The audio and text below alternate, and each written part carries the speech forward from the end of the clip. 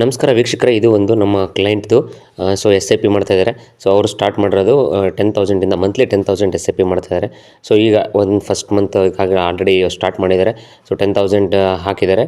ಹತ್ತತ್ರ 12,200 ಅಂದರೆ ನೋಡಿರಿ ಇಲ್ಲಿ 12.83% ಅಂದರೆ ಹತ್ತತ್ರ 13% ಈಗಾಗಲೇ ರಿಟರ್ನಲ್ಲಿದ್ದಾರೆ. ಸೊ ಸ್ಟಾಕ್ ಮಾರ್ಕೆಟಲ್ಲಿ ಎರಡು ಥರ ಇರುತ್ತೆ. ಒಂದೇನಪ್ಪ ಅಂತಂದರೆ ನೀವು ಲಂಪ್ಸಮ್ಮಾಗಿ ಅಮೌಂಟ್ ಹಾಕ್ತಾ ಆಮೇಲೆ ಪ್ರಾಫಿಟ್ ಬುಕ್ಕಿಂಗ್ ಮಾಡ್ತಾ ಒಂದು ಹೋಗ್ತಕ್ಕಂಥದ್ದು ಒಂದು ವೇ. ಆದರೆ ಇನ್ನೊಂದು ಬ್ಯೂಟಿಫುಲ್ ಅಂತಂದರೆ ಎಸ್ ಐ ಪಿ ಸಿಸ್ಟಮಲ್ಲಿ ಯಾರು ಸಹ ಸ್ಟಾಕ್ ಮಾರ್ಕೆಟಲ್ಲಿ ತುಂಬ ಚೆನ್ನಾಗಿ ಇನ್ವೆಸ್ಟ್ ಮಾಡ್ತಾರೋ ಅವರು ಓವರ್ ದಿ ಟೈಮ್ ಒಂದು ಒಳ್ಳೆಯ ವೆಲ್ತನ್ನು ಕ್ರಿಯೇಟ್ ಮಾಡ್ಕೋಬೋದು. ಸೊ ನೀವೆಲ್ಲ ಪಾಸ್ಟಲ್ಲಿ ತುಂಬ ಏನು ಎಕ್ಸಾಂಪಲ್ಸ್ ನೋಡ್ತಾ ಇತ್ತಂದರೆ ಯಾರ್ಯಾರು ಎಸ್ ಐ ಪಿ ಮಾಡಿದಾರೋ ಅವ್ರು ಇವತ್ತರೆಗೂ ಎಲ್ಲೂ ಲಾಸ್ ಆಗಿಲ್ಲ.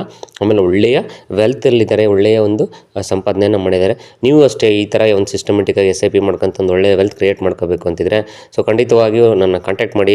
ಸೊ ನೀವು ಒಬ್ಬರು ಕ್ಲೈಂಟ್ ಆಗಿ ನಾವು AIFL ಜೊತೆಲಿ ಹೋಗೋಣ. ಸೊ ಓಕೆ, ಟೆಲಿಗ್ರಾಮ್ ಚಾನಲ್ ಇದೆ, ಟೆಲಿಗ್ರಾಮ್ ಚಾನಲ್ ಲಿಂಕ್ ಇದೆ ಡಿಸ್ಕ್ರಿಪ್ಷನಲ್ಲಿ. ಟೆಲಿಗ್ರಾಮ್ ಚಾನಲ್ ಜಾಯ್ನ್ ಆಗಿರಿ, ಅಲ್ಲಿ ನನ್ನ ನಂಬರ್ ಕೂಡ ಇರುತ್ತೆ. ಸೊ ನಮ್ಮ ಗ್ರೂಪನ್ನು ಜಾಯ್ನ್ ಆಗಿ ಸೊ ಎಲ್ಲರೂ ಒಂದು ಒಳ್ಳೆಯ ವೆಲ್ತ್ ಕಡೆ ಹೋಗೋಣ. IREDA ಒಂದು ನ್ಯೂಸ್ ನೋಡೋದಾಯಿತು ಅಂತಂದರೆ, ಸೊ IREDA ಆ್ಯಂಡ್ ಮತ್ತು Indian overseas bank joined hands by signing MOU memorandum of understanding.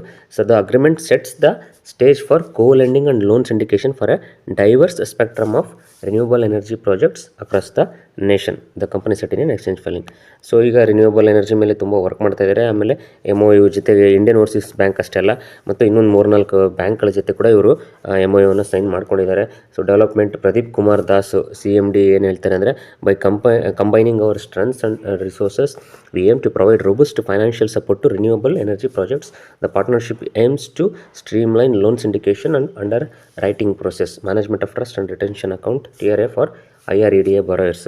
So expansion ನಡೀತಾನೆ ಇದೆ, ತುಂಬ ಎಕ್ಸ್ಪ್ಯಾನ್ಷನ್ ನಡೀತಾ ಇದೆ. ಸೊ ನಿಮಗೆ ಗೊತ್ತಿರ್ಬೋದು, ಇನ್ನು ಬರ್ತಕ್ಕಂಥ 5 ಇಯರ್ಸಿಗೆ ನಮ್ಮ ದೇಶದ ಸರ್ಕಾರ ಕೂಡ ಒಂದಷ್ಟು ನಿರ್ದಿಷ್ಟವಾದಂಥ ಅಮೌಂಟನ್ನು ಈಗ ಆಲ್ರೆಡಿ ಅನೌನ್ಸ್ ಮಾಡಿದೆ ಇದ್ರ ಬಗ್ಗೆ, ರಿನ್ಯೂವಬಲ್ ಎನರ್ಜಿ ಸೆಕ್ಟರ್ ಬಗ್ಗೆ. ಆಮೇಲೆ ಇದು ಈಗ booming sector, full demanding sector. ಹಾಗಾಗಿ ರಿನ್ಯೂವಬಲ್ ಎನರ್ಜಿ ಸ್ಟಾಕ್ಗಳು ನೀವು ನೋಡ್ತಾ ಇರ್ಬೋದು, ಓಡ್ತಾ ಇದ್ದಾವೆ ಕುದುರೆಗಿಂತ ಜೋರಾಗಿ. ಸೊ ನೆಕ್ಸ್ಟ್ ಮುಂದಿನ ದಿನಗಳಲ್ಲಿ ಕೂಡ ಈ ಸೆಕ್ಟ್ರಿಗೆ ಸದ್ಯ ಮಟ್ಟಿಗೆ ತುಂಬ ಒಳ್ಳೆಯ ಡಿಮ್ಯಾಂಡ್ ಇದೆ.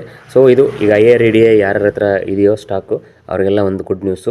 ಬಟ್ ಸ್ವಲ್ಪ ಈಗ ನೀವು ಕಂಟಿನ್ಯೂ ನೋಡಿದ್ರೆ ತುಂಬ ಫಾಸ್ಟಾಗಿ ಹೋಗ್ತಾ ಇದೆ. ಹಾಗಾಗಿ ಈಗ ಅಕಸ್ಮಾತ್ ಹೊಸ್ದಾಗಿ ಎಂಟ್ರಿ ಆಗಬೇಕಾಗಿರೋರು ಸ್ವಲ್ಪ ವೆಯ್ಟ್ ಮಾಡೋದು ಒಳ್ಳೇದು ಅನ್ಕೋತೀನಿ. ಬಟ್ SIP ಮಾಡ್ತಕ್ಕಂಥವ್ರು ಖಂಡಿತವಾಗೂ ಇದನ್ನು ಆ್ಯಡ್ ಆನ್ ಮಾಡ್ತಾ ಹೋಗ್ಬೋದು.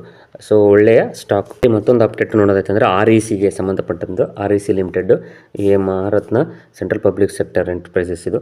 ಸೊ ಇದು ಏನಪ್ಪ ಅಂತಂದರೆ ಮತ್ತೆ national investment and infrastructure fund limited NIIFL ಜೊತೆಗೆ ಒಂದು MOUನ ಕೂಡ ಇವರು ಸೈನ್ ಮಾಡಿದ್ದಾರೆ. This collaboration aims to develop a suite of funding solution to the energy projects and large scale infrastructure projects across the country. So ಇದು ಏನು infrastructure ಪ್ರಾಜೆಕ್ಟ್ಸ್ಗಳಿಗೆ ಮತ್ತು ಎನರ್ಜಿ ಪ್ರಾಜೆಕ್ಟ್ಸ್ಗಳಿಗೆ ಅಂದರೆ, so again more over energy ಅಂತಂದರೆ ಅದರಲ್ಲಿ solar ಬರುತ್ತೆ, ಎಲ್ಲ ರಿನ್ಯೂವಬಲ್ ಸೆಕ್ಟರ್ ಮತ್ತು ಇನ್ಫ್ರಾಸ್ಟ್ರಕ್ಚರ್. ಸೊ ಇದೊಂದು ಪಾಯಿಂಟ್ ನಾನು ಇವಾಗ ಇದನ್ನು ಮಾಡ್ತಾಯಿದ್ದೆ, ಯಾಕಂದರೆ ಇನ್ಫ್ರಾಸ್ಟ್ರಕ್ಚರ್ ಕೂಡ ತುಂಬ ನಾವು ಅದಕ್ಕೇನಂತೀವಿ ಪ್ರಿಫರೆನ್ಸನ್ನು ಕೊಡೋದಲ್ಲಾಗ್ತಿದೆ. ಸೊ ಮುಂದಿನ 3 to 5 ಇಯರ್ಸಲ್ಲಿ ಎಷ್ಟು ನಾವು ರಿನ್ಯೂವಬಲ್ ಎನರ್ಜಿ ಸ್ಟಾಕ್ಗಳು ನೋಡ್ತೀವೋ ಅಷ್ಟೇ ಕೂಡ ಇನ್ಫ್ರಾಸ್ಟ್ರಕ್ಚರ್ ಸ್ಟಾಕ್ಗಳ ಮೇಲೆ ಕೂಡ ನಾವು ಕಂಡುಹಿಡಬೇಕಾಗುತ್ತೆ. ಬಟ್ ಇನ್ಫ್ರಾಸ್ಟ್ರಕ್ಚರ್ ಸ್ಟಾಕ್ ಅಂದ ತಕ್ಷಣ ಅದರಲ್ಲಿ ಎಲ್ಲವೂ ಚೆನ್ನಾಗಿರಲ್ಲ. ಯಾಕಂದರೆ ಅದರಲ್ಲಿ ನೀವು ನೋಡಿಬಿಟ್ರೆ ನೀವು ಕೆಲವು ಫೈನಾನ್ಷಿಯಲ್ಸು ತುಂಬ ವೀಕ್ ಇರುತ್ತೆ. ಸೊ ಅಂಥ ಸ್ಟಾಕ್ಗಳನ್ನು ಬಿಟ್ಟು ಒಳ್ಳೆಯ ಫಂಡಮೆಂಟಲ್ಸ್ ಮತ್ತು ಫೈನಾನ್ಷಿಯಲ್ಸು ಒಳ್ಳೆಯ ಟ್ರ್ಯಾಕ್ ರೆಕಾರ್ಡ್ ಇಷ್ಟಿರ್ತಕ್ಕಂಥ ಸ್ಟಾಕ್ಗಳು ನೀವು ಸೆಲೆಕ್ಟ್ ಮಾಡಿಕೊಂಡ್ರೆ ನೆಕ್ಸ್ಟ್ 3 to 5 ಇಯರ್ಸಲ್ಲಿ ಇನ್ಫ್ರಾಸ್ಟ್ರಕ್ಚರ್ ಆ್ಯಂಡ್ ಎನರ್ಜಿ ಸ್ಟಾಕ್ಸು ಒಳ್ಳೆಯ ರಿಟರ್ನ್ಸನ್ನು ಕೊಡೋದ್ರಲ್ಲಿ ಸಂದೇಹನೇ ಇಲ್ಲ. So this is an update of REC. So REC ಕೂಡ ತುಂಬ ಒಳ್ಳೆಯ ಕಂಪ್ನಿ. ಸೊ ಯಾರ್ಯಾರು ಶೇರ್ ಹೋಲ್ಡರ್ಸ್ ಇದ್ದೀರೋ RECನಲ್ಲಿ ಆರಾಮಾಗಿ ಲಾಂಗ್ ಟರ್ಮಿಗೆ ಕಂಟಿನ್ಯೂ ಮಾಡ್ಬೋದು. Q3 ರಿಸಲ್ಟ್ಸ್ ಬಂದಿದೆ ಲಾಸ್ಟ್ ಡಿಸೆಂಬರ್ ಎಂಡೆಡ್ ಕ್ವಾರ್ಟರ್ದು. ಅಡಾನಿ ಪವರ್ದು ನಾವು ನೋಡ್ತಾ ಹೋಯ್ತು ಅಂದರೆ total income for the last ಡಿಸೆಂಬರ್ಗೆ 13,355 crores ಇದೆ. ಸೊ ಬಿಫೋರ್ ಇಟ್ ವಾಸ್ ಅಂದರೆ ಲಾಸ್ಟ್ ಕ್ವಾರ್ಟರ್ಲಿ 14,935 ಇತ್ತು. ಲಾಸ್ಟ್ ಇಯರ್ 8,290 ಇತ್ತು. ಸೊ 8,290ಇಂದ 13,000 ಹತ್ತತ್ರ 1.5 times ಅನ್ಬೋದು. ಡಬಲ್ ಆಗಿಲ್ಲ. ಸೊ ಹತ್ತತ್ರ ಡಬಲ್ ಆಗ್ತಾ ಹತ್ತತ್ರ ಇದೆ. ಇದು 14,900ಇಂದ 13,355 ಅಂದರೆ ಅಲ್ಲಿಗೆ ಹತ್ತತ್ರ 1,000 crores ರೆವೆನ್ಯೂ. ಅಂದರೆ ಸೇಲ್ಸ್ ಕಡಿಮೆ ಆಗಿದೆ, ನಾಟ್ ಇನ್ ಅಂಥ ದೊಡ್ಡ ಡಿಫ್ರೆನ್ಸ್ ಅನ್ನಲ್ಲ. ಬಟ್ ಇಯರ್ ಟು ಇಯರ್ ನೀವು ಕನ್ಸಿಡರ್ ಮಾಡ್ತಾ ಹೋಯ್ತು ಅಂದರೆ ಒಳ್ಳೆಯ ಜಂಪ್ ರೆವೆನ್ಯೂವಲ್ಲಿ. ಸೊ ಇದರ ಎಕ್ಸ್ಪೆನ್ಸಸ್ಸು 10,000 ಇದೆ, ಸ್ವಲ್ಪ ಎಕ್ಸ್ಪೆನ್ಸಸ್ ಜಾಸ್ತಿ ಆಗಿದೆ. ಸೊ ಅದು ನೆಟ್ ಪ್ರಾಫಿಟ್ ಮೇಲೆ ಯಾವ ಥರ ಪರಿಣಾಮ ಬೀರಿದೆ ಅಂದರೆ 2700 crores ಈ ಕ್ವಾರ್ಟ್ರಲ್ಲಿ ನೆಟ್ ಪ್ರಾಫಿಟ್ ತೋರಿಸಿದ್ದಾರೆ. ಸೊ ಲಾಸ್ಟ್ ಕ್ವಾರ್ಟ್ರಲ್ಲಿ ಇದು 6500 crores ಇತ್ತು. ಅದೇ ಲಾಸ್ಟ್ ಇಯರ್ ಕಂಪೇರ್ ಮಾಡಿದ್ರೆ ಬರೀ 8.77 crores. ಸೊ ಇಲ್ಲಿಂದ ನೀವು ಲೆಕ್ಕ ಹಾಕಿದ್ರೆ ಇಯರ್ ಟು ಇಯರು ಮಲ್ಟಿಫೋಲ್ಡ್ ಅಂತಲೇ ಹೇಳ್ಬೋದು. So profit but quarter to quarter dip ಆಗಿದೆ, ಖಂಡಿತವಾಗೂ ಡಿಪ್ ಆಗಿದೆ. ಯೂಶ್ವಲ್ ಆಗಿ ನಾವು ಯಾವುದೇ ಒಂದು ಕಂಪ್ನಿಯ ಬರೀ ಜಸ್ಟ್ ಒಂದು ಕ್ವಾರ್ಟರ್ ರಿಸಲ್ಟ್ ಮೇಲೆ ಖಂಡಿತವಾಗಿಯೂ ನಾವು ಏನನ್ನು ಡಿಸಿಷನ್ ತೊಗೊಳಕ್ಕಾಗಲ್ಲ. ಸೊ ಇಯರ್ ಟು ಇಯರು ಭಾಳ, ಆಮೇಲೆ ನೀವು ಬರೀ ಜಸ್ಟ್ ಒಂದು ನಂಬರ್ಸ್ ನೋಡಿ ಕೂಡ ಇದು ಮಾಡೋಕ್ಕಾಗಲ್ಲ. ಯಾಕಂದರೆ ಸೊ ರೆವಿನ್ಯೂವಿಂದ ನೆಕ್ಸ್ಟು ಪ್ರಾಫಿಟ್ಟು. ಸೊ ಅಲ್ಲಿ ಕೆಲವೊಂದು ಟೈಮ್ ಡಿಫ್ರೆನ್ಸ್ ಆಗಿರುತ್ತೆ. ಯಾಕಂದರೆ ಅವರಿಗೆ ಬಂದಂಥ ಪ್ರಾಫಿಟ್ಟಲ್ಲಿ ಅವರು ಕೆಲವು ಎಕ್ಸ್ಪೆನ್ಷನ್ ಪ್ಲಾನ್ ಕೂಡ ಮಾಡಿರ್ತಾರೆ, ಅಥವಾ ಕೆಲವು ಡೆಬ್ಟ್ಸನ್ನು ಕೂಡ ಅವರು ಕ್ಲಿಯರ್ ಮಾಡಿರ್ತಾರೆ. ಅಂದರೆ ಲೋನ್ನ ಮರುಪಾವತಿ ಮಾಡಿರೋದ್ರಿಂದ ಸೊ ಅಲ್ಲಿ ಕೆಲವೊಂದು ಸರಿ ನೆಟ್ ಪ್ರಾಫಿಟ್ ಕೂಡ ಕಡಿಮೆ ಆಗ್ತದೆ. ಅವೆಲ್ಲವನ್ನು ನಾವು ಗಣನೆಗೆ ತೊಗೊಂಡು ಅವೆಲ್ಲವನ್ನು ಡಿಟೇಲಾಗಿ ನೋಡಿದಾಗ ಮಾತ್ರ ನಾವು ಕರೆಕ್ಟ್ ರಿಸಲ್ಟನ್ನು ಅನಲೈಸ್ ಮಾಡ್ಲಿಕ್ಕೆ ಸಾಧ್ಯ. ಆಮೇಲೆ ಜಸ್ಟ್ ಯಾವುದೇ ಒಂದು ಕ್ವಾರ್ಟರ್ ರಿಸಲ್ಟ್ ಮೇಲೆ ಯಾರೂ ಕೂಡ ಡಿಸಿಷನ್ಸು ತಗೋಬಾರ್ದು. ಯಾಕಂದರೆ ತುಂಬ ಅದು ಅವರಿಗೆ ಅದು ಮುಂದೆ ನೆಕ್ಸ್ಟ್ ಏನು ಬೇಕಾದ್ರೂ ಆಗ್ಬೋದು. ಹಾಗಾಗಿ ಕ್ವಾರ್ಟರ್ ಮೇಲೆ ಯಾವುದು ಡಿಸಿಷನ್ಸನ್ನು ಯಾರು ತೊಗೋಬೇಡ್ರಿ. ಬಟ್ ಇಯರ್ ಟು ಇಯರ್ ನೋಡಿದ್ರೆ ಒಳ್ಳೆಯ ರಿಸಲ್ಟ್ ಕೊಟ್ಟಿದ್ದಾರೆ ಅಡಾನಿ ಪವರು.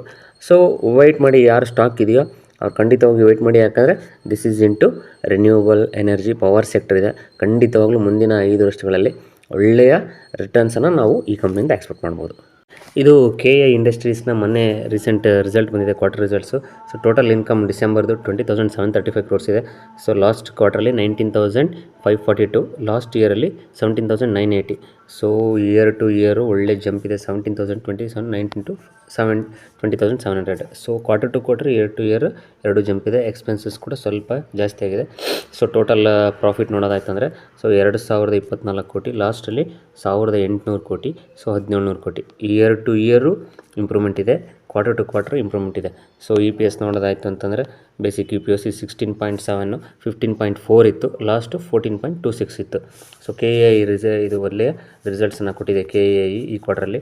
ಸೊ ಇದು ಆಲ್ ಟೈಮ್ ಒಂಥರ ಒಳ್ಳೆಯ ಕಂಪ್ನಿನೇ. ಸೊ ಈ ಕಂಪ್ನಿಯ ಬಗ್ಗೆ ನೀವು ಸ್ಟಡಿ ಮಾಡ್ಬೋದು, KAI ಇಂಡಸ್ಟ್ರೀಸು. ರಾಡರ್ ಇಟ್ಕೊಳ್ಳಿ, ಸ್ಟಡಿ ಮಾಡಿ.